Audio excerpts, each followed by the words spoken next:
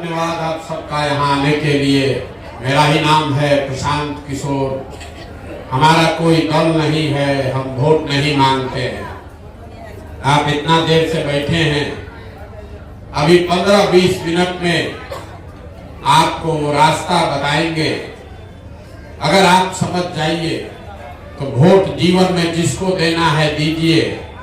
जो रास्ता बताएंगे वो समझ लीजिएगा, तो और कुछ हो या न हो, आपके बाल बच्चों के पढ़ने के लिए, रोजगार के लिए व्यवस्था हो जाएगा। आपका गरीबी से निकलने का रास्ता खुल जाएगा।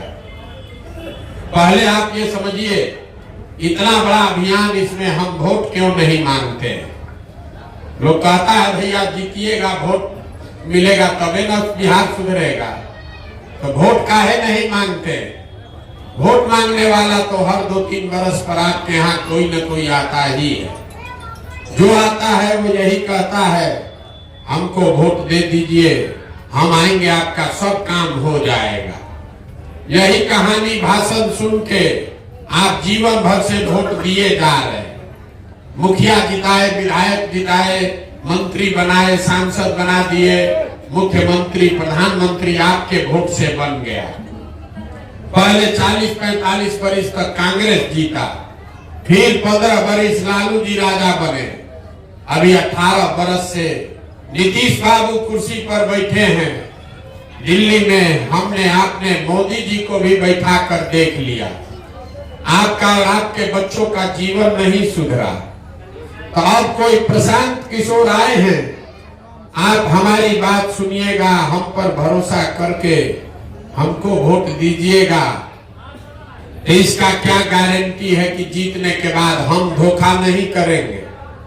जैसे पहले का आदमी बढ़िया बोल के वोट ले गया, हम भी बढ़िया बोल के वोट ले जाएंगे। जीतने के बाद हम भी आपका ध्यान नहीं रखेंगे, इसीलिए हम वोट नहीं मांगते।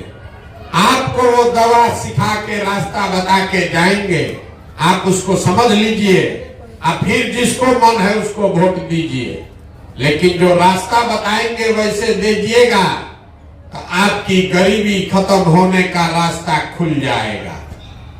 बात अभी बताएंगे, 15 मिनट धीरज रख के सुनना है, आपस में बात नहीं करना। आपको समझ में आए तो इसको अपनाइए, और न समझ में आए तो जैसे जिंदगी चल रहा है वैसे चलाइए। देखिए, दुनिया में जितने विद्वान लोग हैं उन्होंने बताया, गरीबी से 3 रास्ता है निकलने का। गरीबी से निकलने का 3 रास्ता है। पहला है नौकरी, दूसरा है खेती, और तीसरा है व्यापार। ये 3 को काम में कोई एक भी अगर हो जाए, नौकरी मिल जाए तो गरीबी खत्म। खेती बढ़िया होने लगे तो भी गरीबी से निकल सकते हैं। बढ़िया बिजनेस व्यापार हो जाए तो भी गरीबी से निकल सकते हैं। लेकिन नौकरी के लिए चाहिए अच्छा पढ़ाई, खेती के लिए चाहिए जमीन, और बिजनेस व्यापार के लिए चाहिए पैसा, पूंजी। ये 3 गो चीज होगा, एक भी चीज हो तब आपका गरीबी खत्म होगा। अगर आपका बाल बच्चा बढ़िया पढ़ लिख जाएगा, पढ़ लिख के नौकरी पाएगा, गरीबी खत्म। अगर आपके पास जमीन हो, खेती से कमाई होने लगे, तो आपका गरीबी खत्म। अगर घर घर लोगों को पैसा मिल जाए, पूंजी मिल जाए, आप कुछ न कुछ रोजी रोजगार, व्यापार, दुकान करने लगिएगा, तो गरीबी खत्म। ये 3 को छोड़कर चौथा कोई रास्ता नहीं है।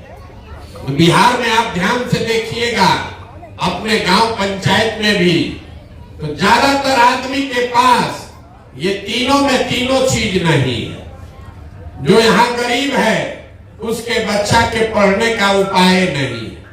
गरीब का बच्चा गया स्कूल में पढ़ने, वो पढ़ाई नहीं किया, खिचड़ी खाया, मास्टर लोग कुछ पढ़ाया कुछ नहीं पढ़ाया, बेचारा लड़का घरे चला है।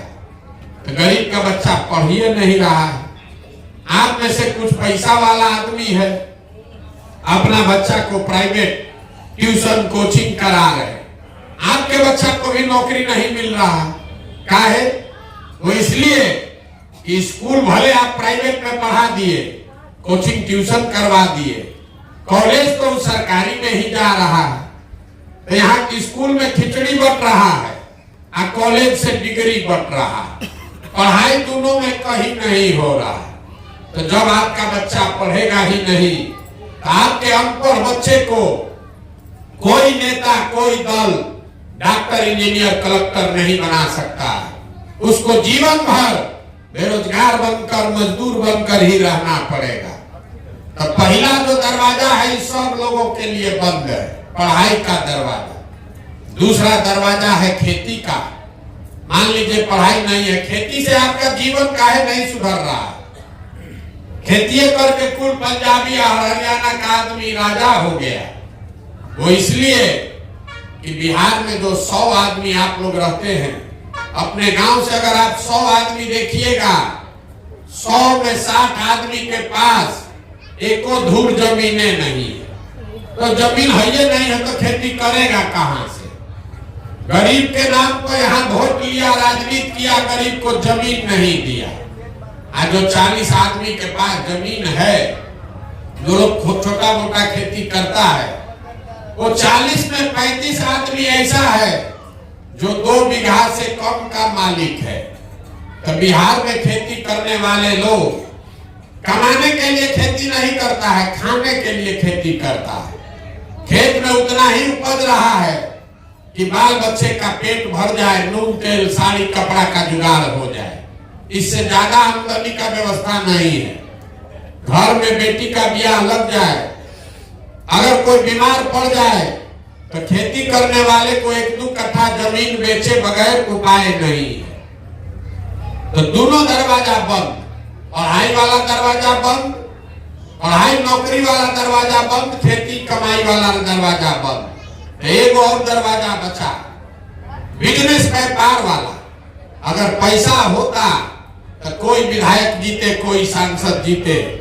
पैसा होता कुछ नहीं करते, 4 गो गाय भैंस पाल लेते, कोई किराना, परचून, कपड़ा, सीमेंट, खाद का दुकान खोल लेते, उससे जीवन सुधर जाता। वो आप काहे नहीं कर पा रहे हैं? वो इसलिए कि मोदी जी चाहे जितना हल्ला मचा ले, नीतीश कुमार जितना गाना गा ले। ये आंकड़ा याद रखिए, बिहार में जो 100 आदमी रहता है, 100 में 80 आदमी, 100 में 80 आदमी दिन में 100 रुपया भी नहीं कमाता। आदमी हमसे पूछता है कि भैया मजदूरी 300, तो 100 रुपया कैसे नहीं कमाता है? अरे मेरे भाई, एक घर में 5 गो आदमी है, मजदूरी 1 आदमी कर रहा है। अगर उसको 300 रुपया मिला तो हर आदमी पर कितना पैसा पड़ा? 60 रुपया।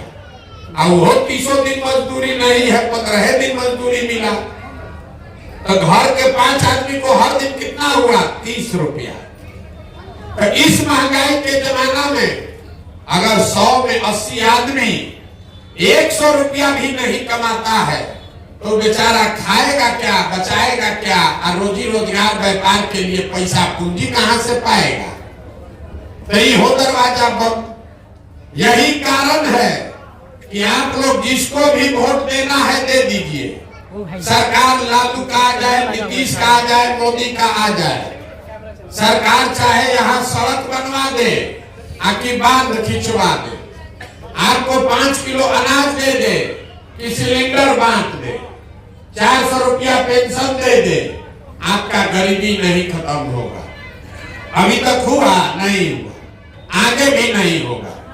गरीबी खत्म तब होगा जब आपके बच्चों के पढ़ने का उपाय हो। गरीबी खत्म तब होगा जब आपके खेती से आपको आमदनी हो, मक्का बेचे आपको कुछ रुपया मिले, तब तो गरीबी दूर होगा।